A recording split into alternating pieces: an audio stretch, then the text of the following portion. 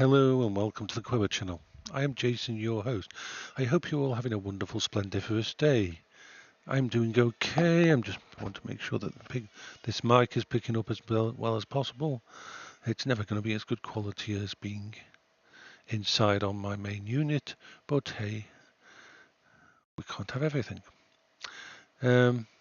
Switching to Linux has been a bitch, but usable. As you know, I've got this computer here now. My Steam Deck as my primary. I've got an Eco PC upstairs that I put together yesterday, and that will be my backup all for doing stuff like VR and that. So it's a learning experience. You see, being autistic, changing something as massive as my operating system is not easy. It's like my friend who is awesome, and one of the problems he has is, like me, we tunnel down into a specific way of doing things, and we feel completely uncomfortable doing it elsewhere or in another way. Like, for example, sometimes his computer system, he will do it in a very weird way, but it fits with his brain, and he doesn't want to change to something that's better because the change and the risk of it not working and problems have happened in the past.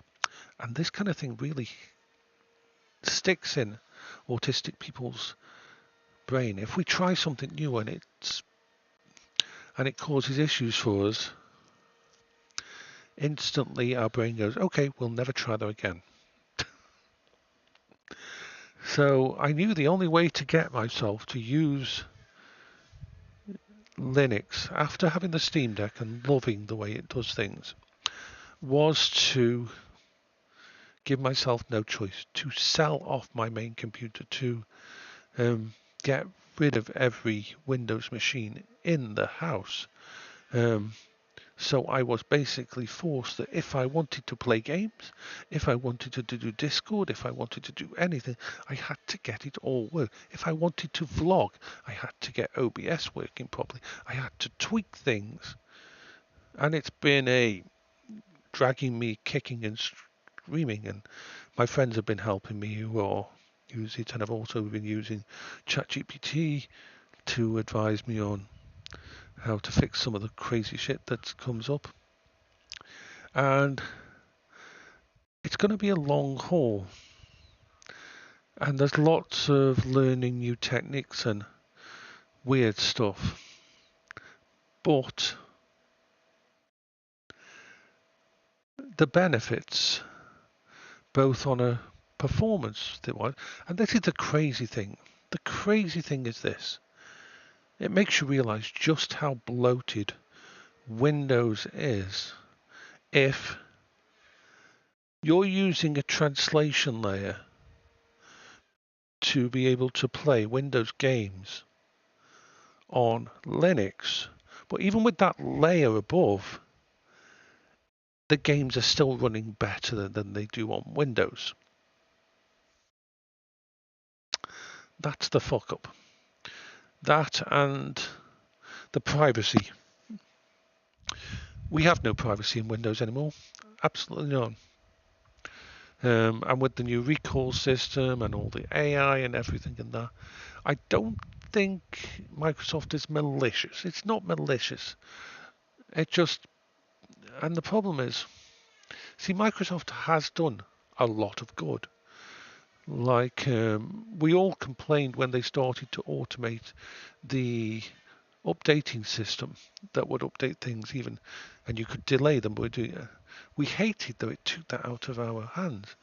But that very act reduced the amount of viruses and exploits and that on the web, on the internet, by something like 90%.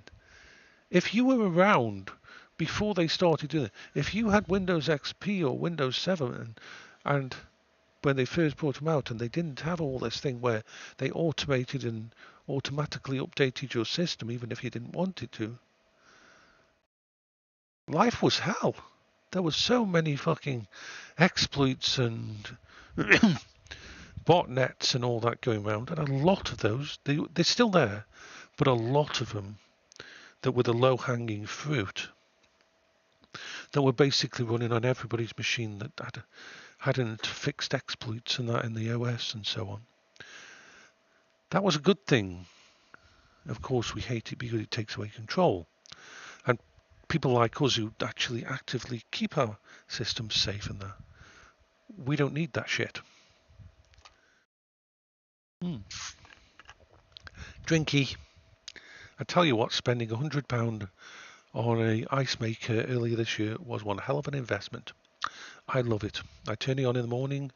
It uses basically no electricity really. It doesn't affect anything. But I've always can fill up one of my drinks with ice, and it makes my little water and thingy juice ones awesome. I love them. Love it. Absolutely splendiferous. So, yeah. But they're more and more creeping towards a closed garden approach. And my system isn't as bloated. It's like that one time I tried to install Windows on the Steam Deck. Yes, you can do it, but you lose a massive amount of performance and you lose a lot of battery efficiency. It just goes out the window straight away. Steam Deck should have SteamOS on. Anyway, I'm good. It's I won't be messing with it until later tonight when it's cooled down, hopefully a bit, because all the house computers are turned off. I'm going to check on this food here to see whether it's cooked up. I think it probably is by now. And I will talk to you all later. Bye bye for now.